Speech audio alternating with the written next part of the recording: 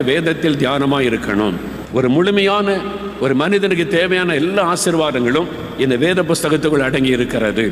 வேதத்தை வாசித்து தியானிக்கும் போது இந்த வசனத்தை கொண்டே ஒரு முழுமையான ஆசீர்வாதத்தை ஒரு மனிதன் பெற்றுக்கொள்ள முடியும்.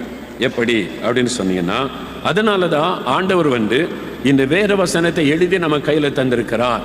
மனிதர்களின் ஆசீர்வாதத்தை புரிந்து கொள்ளணும், அதை பெற்றுக்கொள்ளணும். மனிதனுக்கு தேவையான அத்தனை ஆசீர்வாதங்களையும் இந்த வேத வசனம் சொல்லுகிறது. அதன் மூலமாய் பெற்றுக்கொள்ள முடியும் என்று தான் ஆண்டவர் அறிந்து நமக்கு வேத புஸ்தகத்தை கிடைக்க பண்ணினார். அது மாத்திரம் இல்லை, வேத வசனம் ஒரு வழி நடத்துதலை நமக்கு தரும். நிறைய பேருக்கு என்ன செய்யறது எப்படி செய்யறதுன்னு தெரியல.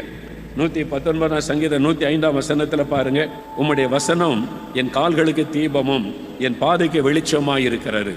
எப்படி நடக்கணும் என்ன பண்ணணும்னு தெரியல. வசனம் கால்களுக்கு தீபம் வெளிச்சமாக இருக்கும். இந்த வழியில் நடந்து போ என்பதாக.